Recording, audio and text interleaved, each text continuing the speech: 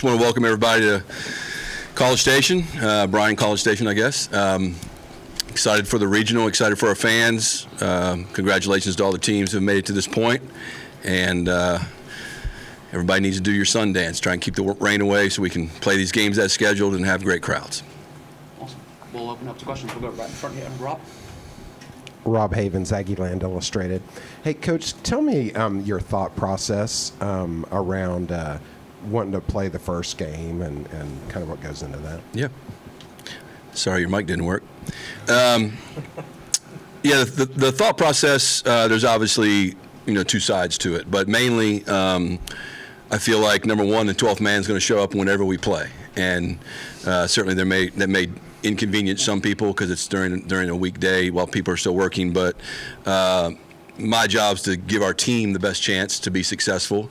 And we feel like that playing the day game, number one, it gives you, whether you win or lose, you get more recovery time before the next day, whether you play in the loser's game or the winner's bracket game, and then also with weather, your game's the first game to get in. And I've been in regionals that the first game got in, but the second game didn't, and that creates a big problem. So, on the flip side of that, I would much rather play Texas A&M during a day game than a night game because the crowd seems to get a little more. They're a little more lubed up and ready to go. But I believe in the 12th man. I think they'll show up. And so, at the end of the day, I have to do what's best for our players to get them ready for the next day. Go on the front to the right here. Hey, Jim. Danny Davis with the Austin American Statesman. Do you have an announced starter for tomorrow? And then strategically, is there like a formula or strategy you like to follow when it comes to setting your rotation for a regional? Tanner Jones will be the starting pitcher tomorrow. And then the formula is to try to give our team the best chance to win the tournament. Plain and simple, that's it. And so a lot goes into that. Matchups, does the other team have somebody that can be real tough that you have to pitch against? Just basically that, it's give us the best chance to win the entire tournament. And so that'll be a day-to-day thing. But right now, Tanner's going to throw the first game, start the first game. Question? Go back to the front over here.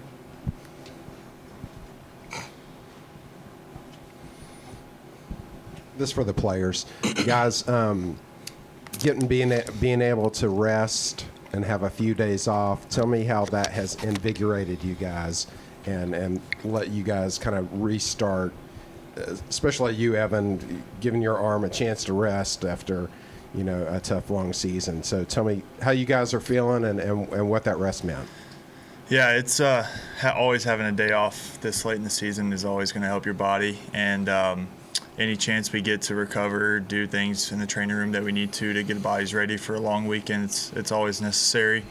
And I know Jace on the position guy's side, it's any time you can have to take at least a few hours off, they're going to take it, just because it's hot outside and bodies need rest. So any rest is great, but bodies are feeling great and we're ready to roll into the weekend. Yeah, I definitely say that this is the most rested I've felt probably in the 2 years I've been here since starting college baseball. It's definitely the most rested I felt in the middle of a season, or I guess at the end. But I can speak for the team or position player-wise. I mean, even they're all saying it's like they feel fresh. And, I think we've had about 5 days off now. Like, we practice, but it's about, 2.5 hour practice, and then we're out, and then you have the rest of the day to kind of be off your feet, be in the air conditioned. So it's been really, honestly, refreshing, and it was a mind refresher too. Like, didn't have the best, I'd say, 2-3 weeks. Didn't play the best baseball that we have, but all that's behind us now because now we're 0-0, and so we got a little mental refresh, and it's been nice. Go behind the lights in the center.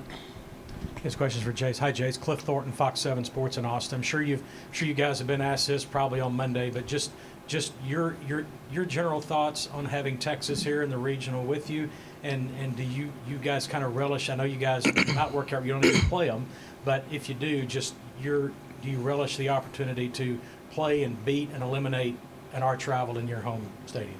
Yeah, I mean, it's always fun to kind of play against Texas, right? You kind of have that rivalry that has been built up over years and years, but at the end of the day, I think it's still baseball, and it's as long as we play the best version of our game, then I think we can come out successful. And I feel like we don't really care who we play at the end of the day, because it's not really that we're playing against an opponent. We're kind of playing against ourselves. If we play bad, then there's a good chance that it doesn't come out the way you want it to, right? And we always talk about we play to a scoreboard, and we play to a standard, not a scoreboard. And so I think that's, as long as we try and do that, then I think we put ourselves in a really good position no matter who the opponent is. I'm going to stay behind the lights in the center again. Morgan Weaver with KBTX. Coach, what was your first reaction when you heard about the field of teams being here, and then also what do you know about Grambling since that's game one? Yeah, I was excited. I think anytime you can have teams that can all drive here is great for the regional. I think having Texas here, having Louisiana here. I coached at Tulane back when it was USL, and their fans, don't underrate their fans. A lot of talk around here about the 12th man, which there should be, about Texas's fans, which there should be, but watch for those Raging Cajun fans. Hope they bring some food to share. But and then Grambling, is close enough. So I think that's great for the regional because hopefully everybody shows up. Their fans. Hope our fans come out to watch the other games. I think it's a tough bracket. I think every regional is tough. Some could be perceived as tougher, but I think you're either playing a really good team, a really hot team, or you're playing one that's both. And so we know how strong a team Texas, Louisiana, and Grambling are. They're Grambling's playing awesome, playing with a lot of confidence. Their little starting pitcher has had a great year. Martinez is 12-2, and he can really pitch. And he's not a guy. A lot of their pitchers aren't guys that we see in the SEC, which doesn't make it easier. It actually makes it harder. So discipline and ego. Discipline's going to have to show up, and ego is going to have to be checked at the door. And Grambling's very well coached, and I'm sure they're going to play well. I'm going to stay on the TV row on the left side. For the players, Ben Peck, KCN, KX, NBC. Just what did you guys remember about, I guess, 2 years ago, before y'all were on the team, that run to Omaha, where especially they got to obviously play here at home. What did you guys remember about watching those games, and I guess just imagining, yourself potentially being in, postseason situations here at Bluebell? Yeah. It's kind of funny. I see videos kind of pop up on my Instagram feed of Dylan Rock hitting that homer against TCU. Sorry to bring that up, Coach, but that's good for me. It's kind of surreal because you got to see the environment and you got to see what I'm kind of looking for. I've not gotten the chance to play a regional or super regional at home, so there's going to be an unbelievable experience for me, and I think for the rest of the team. We're really excited because we just know how much the 12th man helps us out. Yeah, just having the ability to play in front of the 12th man. I know Vanderbilt was packed. I know Arkansas was packed, but haven't really ever experienced like a regional at home. And I know the 12th man is going to come out and support us, and like they have all year. And just having that environment, having 10,000 fans behind us is going to be awesome. On the right side of the TV row. Coach over here, Eric Kelly from KT in Waco. In terms of the regional, from a purely games perspective, best case scenario, it ends up looking like a weekend series, but how does it maybe different in the way you manage it versus a regular weekend series? Yeah, it's very different. Number one, it's triple the work. You have to prepare for 3 teams and not one. So a lot of time spent in the office since Monday. A lot of video. I still have work to do to finish up one team. The game times can vary. Obviously, when you play a 3-game series, the game times are set. You know when you're going to play. But it's also exciting because you get to watch a lot of great baseball. And so I wish, I said this earlier, I wish we could evolve, and maybe we will one day, to where we have 32 best 2 out of 3 series and then 16 best 2 out of 3 series. I think that would grow our sport immensely. You have 32 hosts. I've coached at 2 places where it was the first time we ever got to host a regional, and it grows your program so fast, so quickly overnight. It expands your fan base. The novice fan comes out to check it out, and it's just so awesome. And so who knows what the future of the NCAA looks like, but I'm just taking that opportunity that since you asked the question to push for us to go to 32 best 2 out of 3s. I think that'd be it replicates our season. There's no regional that replicates our season. I mean, sometimes you play opening, these tournaments like in Arlington and Houston, you get to play different opponents, but in terms of, I don't think it's just weird having to do it this way when our entire year is played differently. Go to the front on the right. Hey, Alex Miller with the Eagle. I got one for Evan. This one's a little out of left field, literally. Behind that left field fence, there's often a lot of people in chairs with coolers, and they're having fun, just kind of taking it in from the cheap seats. You getting to sit back in that bullpen. What do you notice about kind of the fun that goes on back there? And you ever had any interactions with anybody from that angle? Yeah, it's funny because if you're sitting closest to them, they'll pick you out and you're theirs the whole game, and they're there to have a great time and throwing everything up in the air, jumping around, hollering, having a great time, and that's kind of what that section is known for, is just being crazy, bringing everything that they want to, but having kind of a little section that we can hang out with and kind of enjoy is always fun to have for us, and knowing that they're going to support us as much as we interact with them, it's a great time. Stay on the right over here. That was truly on left field. Robert Sells of the Eagle. For either a player, Jace, you touched on it. You guys didn't play the way you wanted to down the stretch. When you look back, why was that so? And how do you correct that moving forward? This is for you. I'd say that I don't really think that there was a real reason as to why we didn't play the best, right? I think baseball is a really, really hard game. And I think that kind of gets overlooked sometimes and it kind of gets overlooked within the players too. We got so used to winning, right?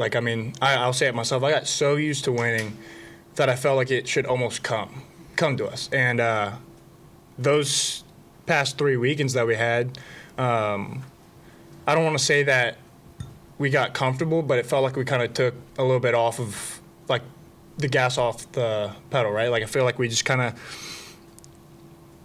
felt a little at ease whenever in the midst of things we should have felt more we should have went harder, because then we could have put ourselves in an even better spot. But at the end of the day, I wouldn't trade it for anything. I still think that this is an unbelievable team, and that this team can literally do everything that we want as long as we play our best baseball. And there wasn't really a real reason as to why. I just think it was baseball.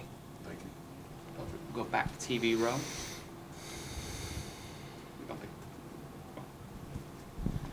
Hey, Coach, Cliff Thornton, Fox 7 Sports in Austin. Just want your thoughts on a couple of our local guys. Travis Chestnut, what he means to your lineup, and Caden Kent as well.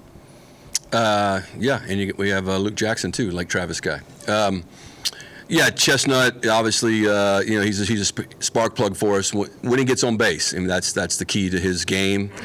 He's different than all the rest of our players. We have, some guys are big and strong. Some guys are just big. Some guys are just strong. Jace is big, strong, and fast. Chestnut's different than that, so he provides a different look in our lineup. Plays a good second base. To this point, he had some stretches during the season where he didn't play, and then he got to play well. Then he got hurt. Then he came back, and he's done a nice job for us. But his job's to get on base, period, end of sentence. And if he does that, then it creates all kinds of issues when you got Grahovic and Jace and Braden coming behind him. Caden Kent has just, boy, what incredible value he has on a baseball team. And it's, he's a guy that at a lot of places he could be the starting third baseman, shortstop, second baseman, first baseman. He can play anywhere on the field. This is a tough team to get to do that on. But in the times in which we've had injuries or times where he's gotten it going, he's played awesome. And we're in this position not because of any one person, but because of everybody. And Caden's played a huge role in that.